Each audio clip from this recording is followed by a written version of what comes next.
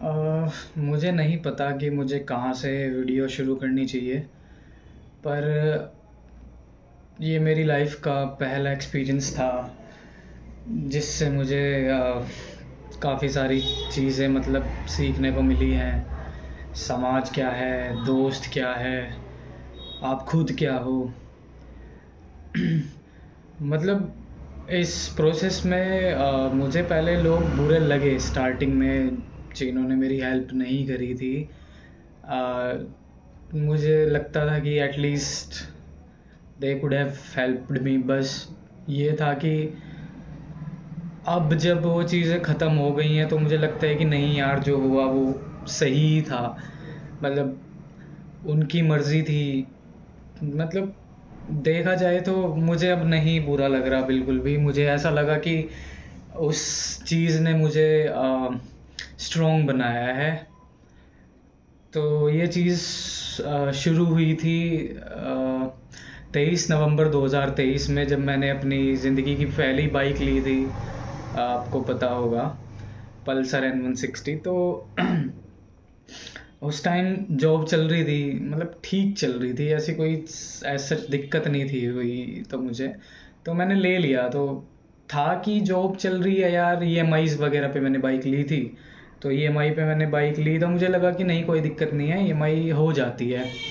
फिर कुछ रीज़न्स हो गए, पुराने ऑफिस में काफ़ी सारी चीज़ें हुई मेरे साथ। मैंने फर्स्ट ज़िंदगी में पहली बार मैंने ऑफिस पॉलिटिक्स उस टाइम पे देखी थी।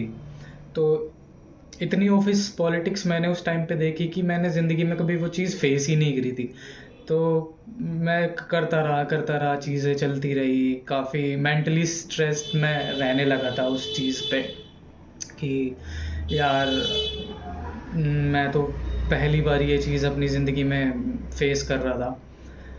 तो चली मैंने फिर भी थोड़ी हिम्मत करके कि अब मुझे लगा कि मेरे सर पे ईएमआई है तो मैं जॉब छोड़ नहीं सकता था एकदम।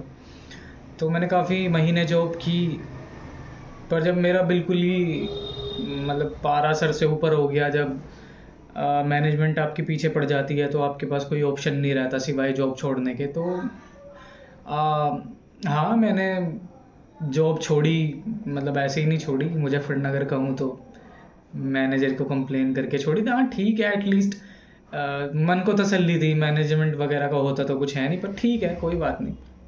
फिर मैंने जॉब स्विच मारी।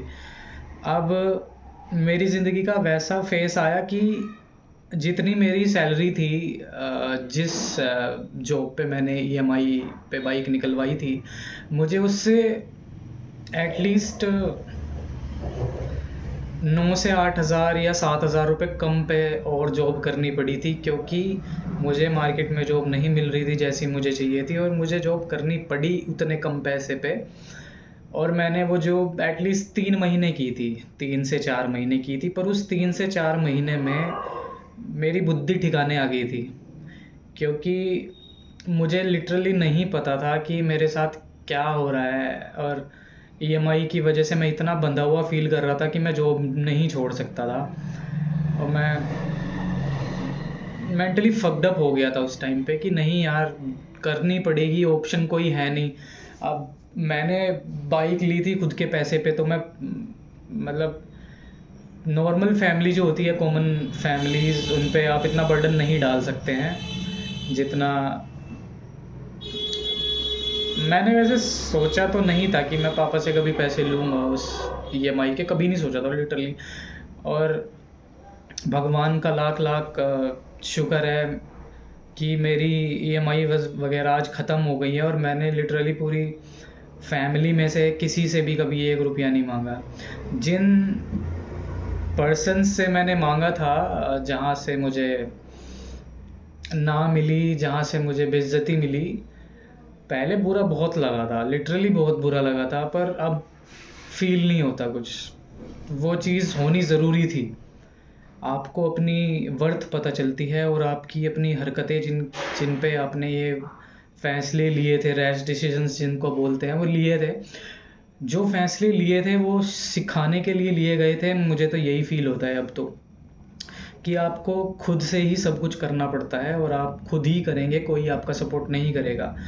कोई बहुत ही अच्छा कोई आपका मित्र होगा या जो भी, वो ही आपकी बिना क्वेश्चन पूछे हेल्प करेगा, अदरवाइज़ सब नाम रखते हैं आपको। मैं किसी को नाम नहीं रख रहा हूँ, मैं बस बता रहा हूँ कि ये चीज़ें होती हैं, आपके साथ भगवान ना करे कुछ ऐसा हो, तो ये चीज़ आपको फेस करनी पड़ेगी। तो आप पूरी कोशिश करिएगा कि आप किसी के भरोसे मत रहिएगा, आप अपना बैकअप लेके चलिएगा बिल्कुल, क्योंकि कब कोई लात मार देगा आपको नहीं पता चलेगा और आपको लिटरली बहुत बुरा लगेगा और आप कुछ नहीं कर पाओगे। बहुत बुरा लगता है उस टाइम पे।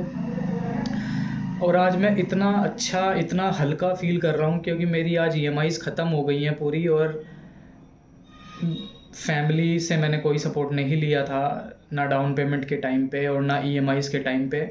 आज मेरी ईएमआईज़ ख़त्म हो गई हैं। पर मुझे इस 2 साल के अंदर में इतना पता चल गया है कि आपको सब कुछ खुद अकेले ही करना है, कोई आपका साथ नहीं देगा।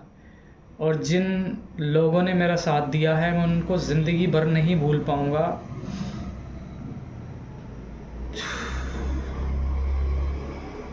कुछ लोग इस प्रोसेस में मेरे से बिछुड़ भी गए हैं, पर शायद वो एक टाइम होता है कि इतने टाइम तक कोई आपके पास रहेगा। बस एट लास्ट मैं यही कहना चाहूँगा कि रैश डिसीजंस काम ख़राब करते हैं, तो थोड़ा पेशेंस रखना चाहिए ज़िंदगी में। पेशेंस बहुत ज़रूरी है। मेरे अंदर नहीं है बिल्कुल भी, मुझे बहुत अच्छे से पता है, पर मैं बता सकता हूँ क्योंकि पेशेंस से ही ज़िंदगी जी जाती है। आपकी ज़िंदगी आपके हाथ में बिल्कुल नहीं है, आप कुछ भी कंट्रोल नहीं कर सकते हो। आप सोचते हो कि मैं अपनी ज़िंदगी में ये कर लूँगा, वो कर लूँगा, मैं ये कर दूँगा, अगले साल ये हो जाएगा, कुछ नहीं कर सकते आप कुछ नहीं कर सकते हो, आपके हाथ में लिटरली कुछ नहीं है। कृष्ण भगवान ने बोला है कि आप सिर्फ़ कर्म कर सकते हो और फल आपके हाथ में बिल्कुल नहीं है, और ये फैक्ट है। मैंने 2 साल में ये चीज़ लिटरली सीख ली है कि आपके हाथ में सच में कुछ नहीं है, कर्म के अलावा आप कुछ नहीं कर सकते। तो आप अपनी ज़िंदगी का बहुत अच्छे से फ़ैसला कीजिए और पूरी कोशिश कीजिए कि अपने जो दोस्त वग़ैरह हैं और जो भी हैं, अच्छे दोस्तों को मैं नहीं कह सकता, पर लोगों से हेल्प लेनी बंद कर दीजिएगा। लोग हेल्प नहीं करते हैं, और जो करते हैं उनका बहुत बहुत धन्यवाद। आपके कर्म आपके साथ हैं, भगवान आपको ज़रूर कुछ ना कुछ देंगे। पर बस यही कहना चाहूँगा, धन्यवाद भगवान, और धन्यवाद उन लोगों का जिन्होंने मेरी हेल्प करी इस प्रोसेस में। Thank you.